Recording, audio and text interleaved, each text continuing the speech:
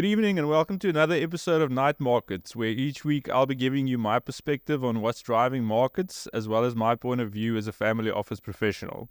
My name is Jacobus Brink, Chief Investment Officer and Head of Investment Research for South Africa at SFO. So after a tumultuous ending to the week, uncertainty and fears spilled over into markets on Monday morning. Stock markets tumbled, with Japanese shares at one point exceeding their 1987 Black Monday losses, as fears of a US recession sent investors fleeing from risk while wagering that the rate cuts would be needed to rescue growth. The safe haven yen and Swiss franc surged this morning as crowded carry trades started to unwind, sparking speculation that some investors were unloading profitable trades to get money to cover losses elsewhere. Such was the torrent of selling that circuit breakers were actually triggered this morning on Asian exchanges, and the situation remains very fluid, and it remains to be seen whether we will get some form of verbal intervention from the Fed to try and allay some of the fears in the market currently. But coming back to the week that was, what was arguably the busiest week of the quarterly earnings reporting season, and the most significant week of monthly economic data, the major indices closed mostly lower across the board. The small cap Russell 2000 experienced a significant decline at the end of the week, which partially altered the recent rotation trade towards value stocks and small caps. However, it is important to note that the equal-weighted version of the large-cap S&P 500 index outperformed its more well-known market-weighted counterpart. This does indicate that the market's performance has continued to expand beyond the so-called Magnificent Seven and other tech-orientated market titans, but in the same vein, the Nasdaq Composite has now experienced a technical correction as it has declined more than 10% from its July high. So just before we get into the macro and market movements of last week, just an update on the situation in the Middle East. Over the weekend, an Israeli airstrike hit a tent inside a hospital compound in central Gaza after another round of ceasefire talks ended without success. Following the failure of diplomatic efforts in Cairo on Saturday, Israeli forces have resumed strikes and bombardment in the Gaza Strip. Israel is also preparing for a significant escalation in the north. The likelihood of a resolution is currently low, as regional tensions have increased significantly in the wake of the assassination of the Hamas leaders during the previous week. The Egyptian Airport Authority and Israeli media also reported that a high-level Israeli delegation arrived in Cairo on Saturday with the intention of resuming negotiations. However, the delegation returned home on the same day. Hamas has been accused by the office of the Israeli Prime Minister of attempting to incorporate modifications into the outline of a prospective agreement that was proposed by US President Joe Biden in May. In a telephone conversation on Thursday night, President Biden reportedly used unusually aggressive language as he urged Netanyahu to reach an agreement, according to Israeli media. Hamas has attributed the absence of any progress to Netanyahu. According to a Palestinian official who was intimately familiar with the discussion that took place on Saturday, the likelihood of a resumption of peace negotiations was low due to the potential response to the assassinations of Hamas and Hezbollah leaders. Due to the negative news out of the Middle East, the oil price initially rallied into the end of last week, but this morning on Monday has dropped sharply due to growth concerns. Then moving on to the market and the macro, starting with the US. So four of the Magnificent Seven, Microsoft, Facebook, Apple, and Amazon reported second quarter earnings during the week. This accounted for nearly 40% of the S&P 500's market cap. While the results varied in relation to the consensus expectations, a recurring theme was the expectation of substantial capital expenditures to enhance artificial intelligence capabilities. And in early trading on Friday, Amazon shares declined by more than 11% in response to the previous evening's report and earnings call. The report disclosed that the company had capital expenditures of over $30 billion in the first half of the year, a figure that is anticipated to increase in the second half in order to accommodate AI demands on its cloud computing division, AWS. Microsoft also disclosed that it spent $19 billion in the second quarter alone and anticipated that expenditures would increase later in the year. Meta also projected that it would spend approximately $37 billion in the second half of the year, and Alphabet also had previously projected that it would allocate approximately $24 billion during the same time frame. The big question now that is puzzling investors is to what extent companies will be able to monetize this hefty capex expenditure. Moving on to macro news, the closely monitored non-farm payrolls report from Friday, which appeared to indicate a more rapid cooling in the labor market than was widely anticipated, appeared to be the primary driver of sentiment on the macro front. In July, the Labor Department reported that the economy added only 114,000 jobs, which was significantly lower than anticipated and actually the lowest number in 3 months. The private sector contributed only 97,000 jobs, the lowest in 15 months. The unemployment rate subsequently also unexpectedly increased from 4.1% to 4.3%. This is the highest level we've seen since October 2021. The Institute for Supply Management's ISM gauge of July manufacturing activity, which was released on Thursday, also declined unexpectedly to 46.6. The lowest level since last November. This represents nearly 2 years of almost continuous contraction in this sector. Also, a highlight of the week, following its midweek policy meeting, the Federal Reserve maintained its stance on short-term interest rates, as anticipated. However, there was a significant increase in anticipation for additional reductions going forward. The futures markets concluded the week with almost 80% probability of now a 50 basis point hike as opposed to 25 basis point rate reduction at the upcoming Federal Reserve meeting in September. All the indices ended the week sharply lower, with the Dow Jones Industrial Average and the S&P 500 both ending the week lower by more than 2%, followed by the Nasdaq losing more than 3%.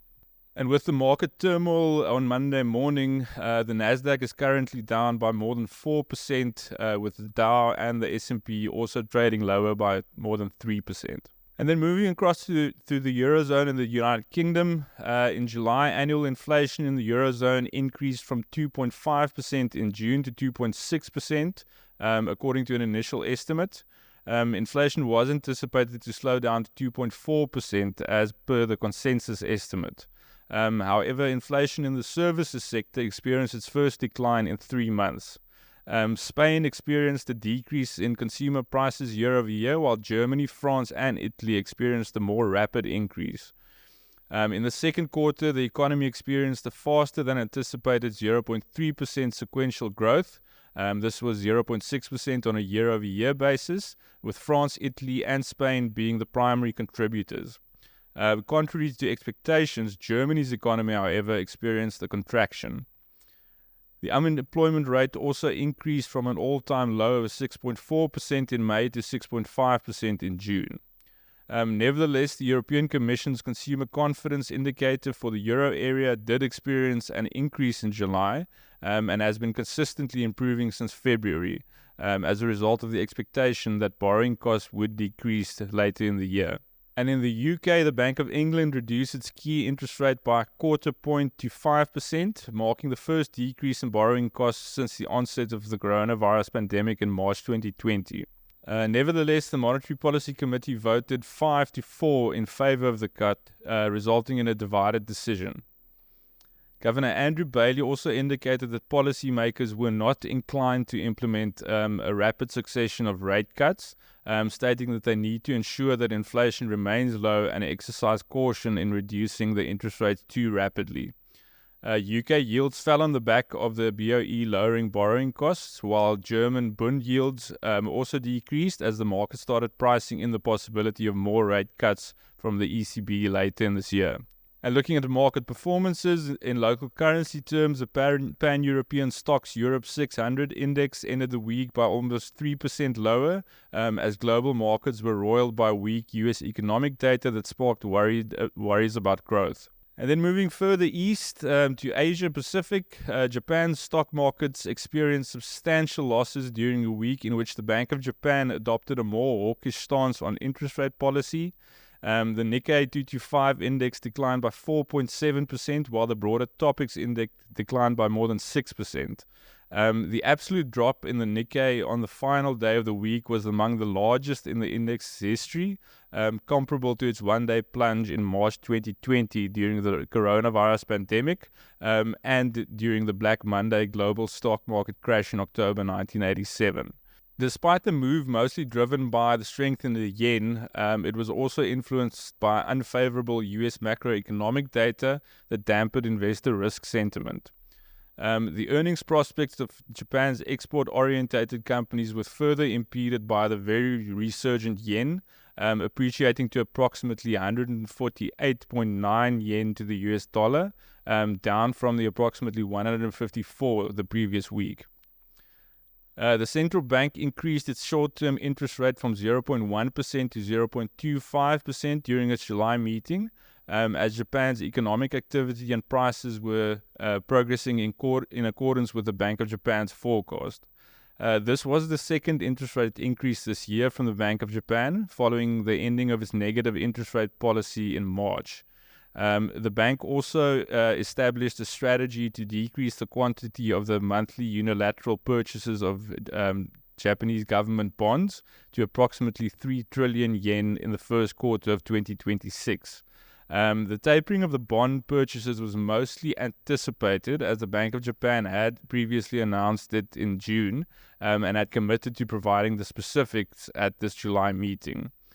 The Bank of Japan also revised its core inflation outlook for the fiscal year 2024 from 2.8% in April to 2.5% in its quarterly outlook. And then moving across to China, in China, investor sentiment was dampened by subpar manufacturing data, which resulted in mixed performances from Chinese equities. The National Bureau of Statistics reported that the official Manufacturing Purchasing Managers Index decreased to 49.4 in July from 49.5 in June, signifying the third consecutive monthly contraction. The decline was attributed to a decrease in production and new orders. Construction and services activity measured by the non-manufacturing PMI decreased from 50.5 in June to 50.2 in July. The declines were mostly attributed to seasonal factors and adverse weather events in certain cities in China. According to official data, industrial firms' profits increased by 3.6% in June compared to the previous year, which is an increase from the 0.7% increase we saw in May. In June, analysts reported that the increase was driven by a consistent recovery in top-line revenue, which was accompanied by slower producer price declines and strong industrial production growth. But nevertheless, the persistent weakness in domestic demand has continued to spark speculation that Beijing will continue to implement measures to support the economy, as recent stimulus measures have failed to significantly increase consumption. Then moving back home, in what was a fairly quiet week on the macro front, South Africa's trade surplus increased to 24.2 billion in June 2024, surpassing the revised 20 billion rand in May. This surplus is the largest since May 2022, and the primary reason for this increase was the decrease in purchases of machinery and electronics, chemical products, original equipment components, and mineral products, which resulted in a 6.5% decrease in imports to 147 billion rand. Machinery and electronics, prepared consumables, and precious metals and stones all experienced substantial declines in shipments, resulting in a 3.4% decrease in exports to approximately 170 billion rand. And in line with global markets, the JSE All-Share Index also ended the week lower by 0.72%, with all sectors ending the week in the red. The rand was, however, fairly stable given the turmoil we've seen globally, ending the week more or less unchanged at 18.28 rand to the US dollar. So market action this week will mostly be dominated by what we're seeing on Monday morning with a sharp sell-off in the Nikkei that spilled over to global markets. If the turmoil does continue to spark all-out panic, we should probably see some verbal intervention from the Federal Reserve and a number of other central banks globally. So while the current situation will remain fluid, the macroeconomic calendar for the week ahead will be a fairly light one, with investors mostly focused on weekly US job numbers, post the weak numbers we saw on Friday out of the US. And while most of the mega cap companies have already reported earnings, we're still going to see a few high profile names reporting over the coming week, including the likes of Caterpillar, Walt Disney, and Eli Lilly. Oil investors will also be watching the situation in the Middle East, where Lebanon's Iran-backed group Hezbollah said its conflict with Israel has now entered a new phase.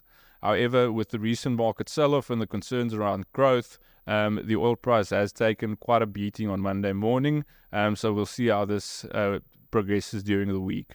And as always, we'd like to end off with an interesting investment discussion that we had during the week. Last week, we mentioned the very real possibility of the Fed put once again coming to effect, and the opportunity that investors have in short duration fixed income.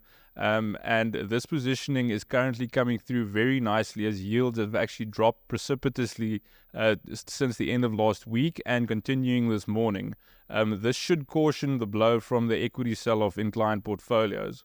This also speaks to the broader benefit of a diversification across various asset classes in a client portfolio, as gold has also been holding up well in the current environment. Thank you for joining me for another episode of Night Markets. Financial markets close at 5 p.m. Night Markets opens at 6 p.m. Let's start the conversation.